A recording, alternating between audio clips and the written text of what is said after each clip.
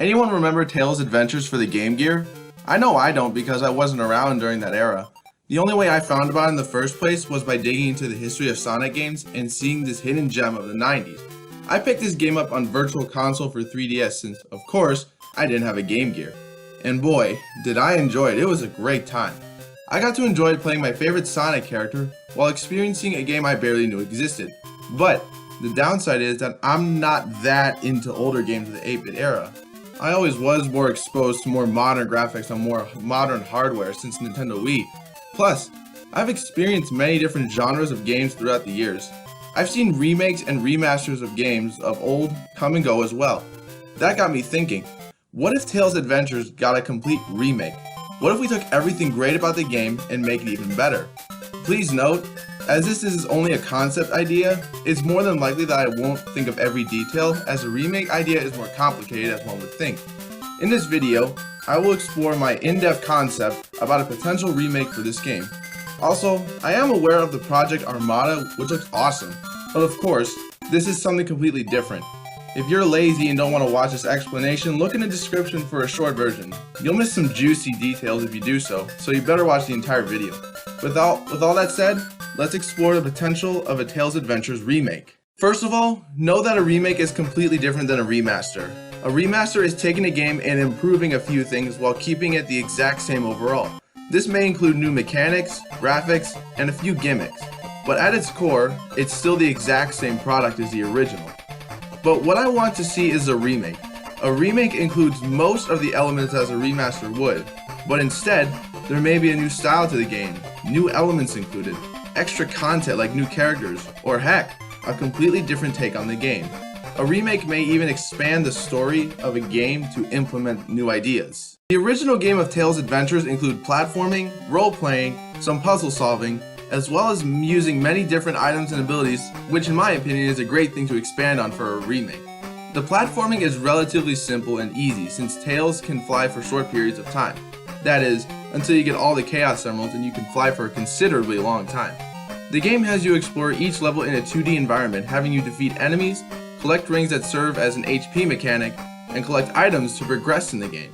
These items can be equipped for Tails and his submarine, the Sea Fox, while in his house. Tails can only hold on to 4 items at a time, meaning there's a lot of opportunity for how you choose to play the game. You can be an absolute destroyer with bombs, or play it safe and equip some defensive items. Some of these items include the Chaos Emerald, but they only serve as collectibles to improve Tails' health and flight time, so finding them is just as important as ever. It's a shame, however, that you can't get all 7 to go super. Wait a second, he didn't have a super form then, he only had it in 3 and K, but only with the Hyper Emeralds. The story of Tails' Adventures is all over the place since the Japanese version and Western releases have the story take place in 2 different timelines.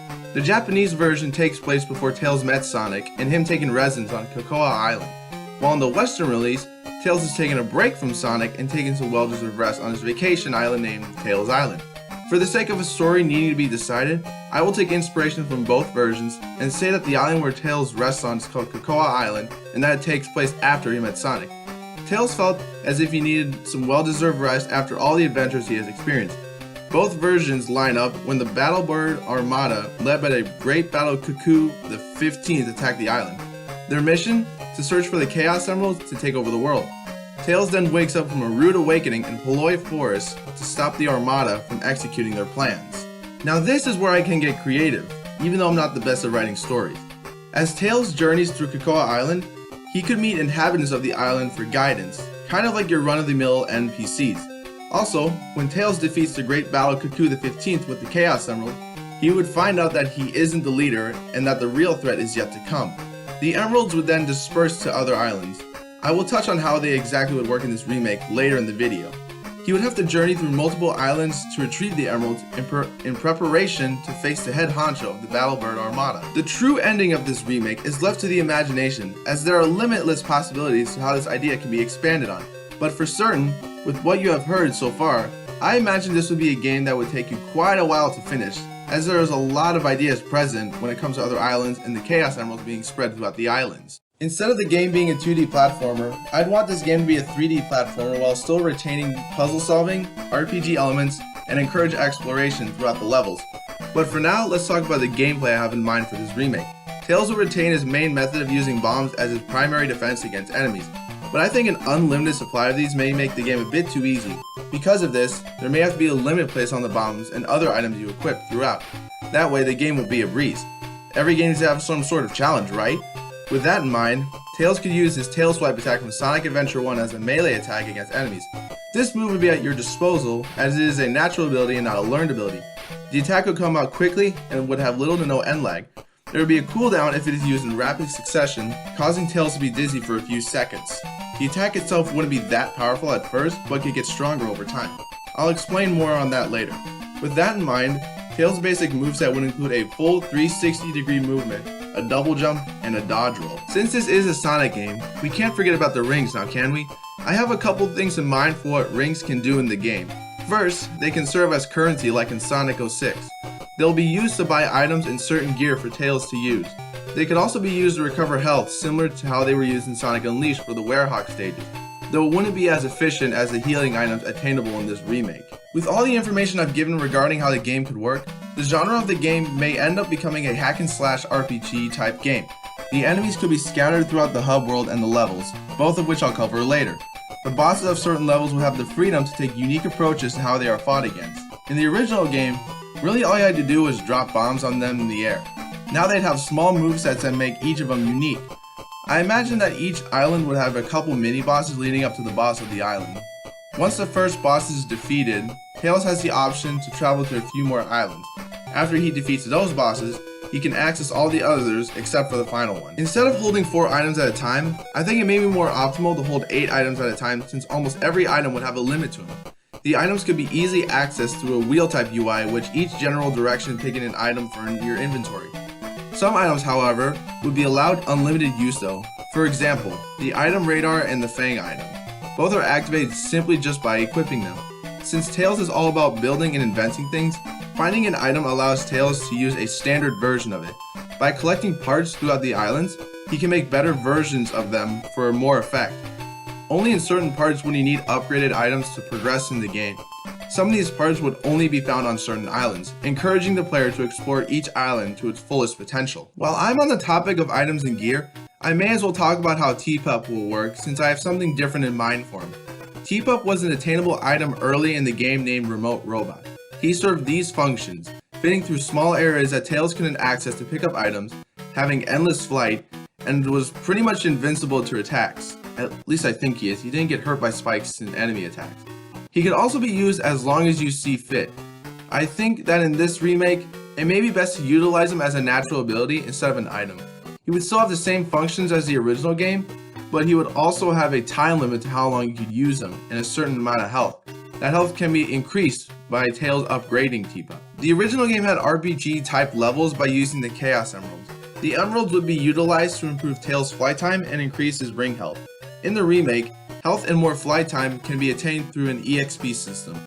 The strengths that are gained would include the works of a regular RPG leveling system like attack, defense, etc. EXP would be gained through defeating enemies and completing quests. There could be certain parts where you have to be a certain level in order to advance in the story. This feature could be optional, so the player would be presented with a challenge if they choose so.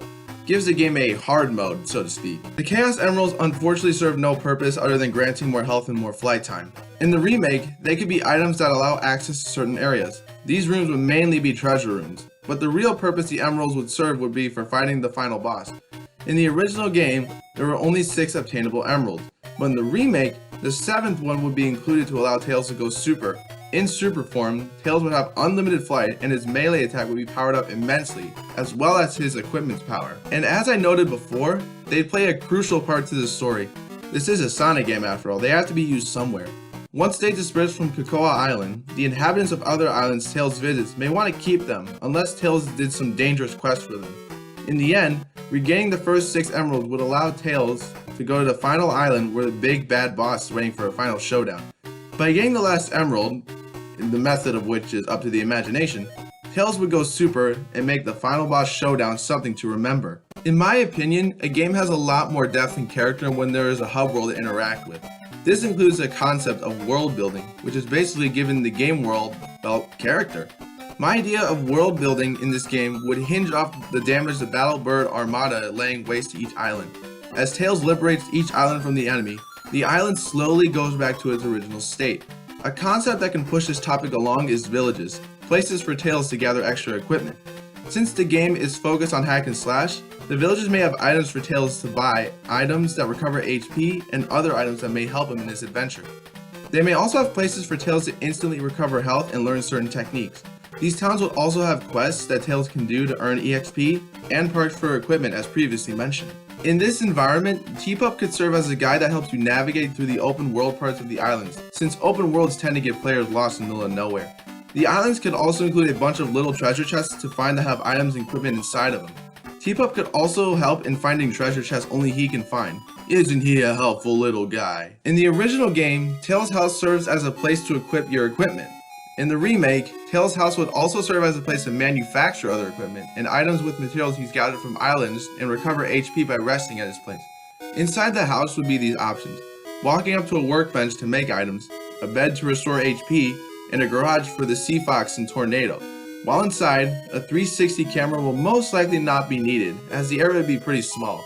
On the plus side, everything will be easily accessible. Tails could set up little workshops on each island he visits. That way, he doesn't have to return to Cocoa Island every time he needs to upgrade something. Overall, the level design would be similar to how Mario 3D World is planned. A somewhat linear path but has enough space to encourage exploration and to hide little secrets here and there. Of course, the levels wouldn't be as short as 3D World, which are about 1 to 2 minutes. Instead, they'd be on average 3 to 4 minutes. Enemies will periodically engage in combat with Tails during the level, and Tails can defeat these enemies to get rings, items for recovering HP, and parts for equipment and items. Each level would end with either an objective or a mini-boss. There could also be levels that pay respect to Tails' other spin-off game, Tails Sky Patrol. He could use a specialized ring to fling at enemies just like in that game. He'd still have a time limit for flying, but there would be no penalty for running out of fly time or crashing into obstacles. The worst that could happen is that you lose all your health and you have to start from the beginning. Depending on how long the level is, there could be checkpoints throughout the levels so the player doesn't have to start all over again. Next, I'll talk about how Tails will navigate through water and air levels. The water levels may have to retain their 2D theming because I don't see much use for how the submarine could work in 3D. However, the purposes of it can remain the same in how it makes its way towards specific levels throughout the island. The controls would be relatively simple. You'd have your standard right and left with 2 buttons for surfacing and submerging. I chose this type of movement because I think it could be fun to utilize those controls in a 3D submarine boss battle. I know what I said about the 2D, but this is exclusive to boss battles. Of course, you have a 360-degree camera for those types of battles because without it, it may be difficult to navigate. The overall gameplay of these battles would be similar to the underwater battles in Kingdom Hearts 3, except it's more on the shooter end since the submarine is more focused on firing torpedoes and other underwater projectiles. In terms of the items for the Sea Fox, it may be a good idea to add more items as there are only 8 in the original game. The extra armor item should probably be heavily nerfed by giving the submarine more health instead of complete invincibility. The levels in general would serve the exact same purpose in the original game, and that is getting access to other levels on the island.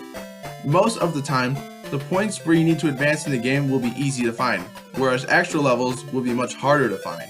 As for the tornado, it would first be accessed after beating the first island's boss. Tails would use a tornado to navigate to other islands. He could travel to each one in an open environment instead of a simple selection screen. Of course, there could be a fast travel option if flying becomes tedious.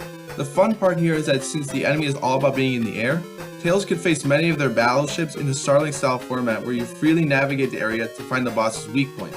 Also, it'd be fun to see one of those little character icons that interact with situations such as when you get hit or when they're talking, kind of like in Starlink as well. The tornado's mechanics would be very similar to Starlink's controls as well. The boost would be obtained later on in the story as an extra item. The tornado can also have a barrel roll for quick evasion. Do a barrel roll! Its standard method of attack would be turrets with little to no cooldown. More types of items and upgrades can be attainable for both the Sea Fox and the Tornado as the player progresses through the game. Which kinds of items are left to the imagination, but mainly they would consist of different kinds of missiles that have different mechanics. In conclusion, the potential for a remake for a game such as this is truly limitless. What I presented in this video was just an idea for what it could look like. The chance of a remake of this game, and in general, is really low, but a guy can dream, right? If you like what you heard today, be sure to like this video and subscribe to the channel for more content like this. If you have your own idea for a remake of this game, be sure to let me know what you think it could look like. You could also let me know your thoughts in my community Discord, the Fire Field. We talk everything gaming there, and there's room for everyone. There will be a link to that in the description down below. And while you're down there, be sure to consider joining the Tales documentary project. There'll be links for the concept video and the Discord associated with that. Until then, I will see you all in the next video. Take care and have a good rest of your day.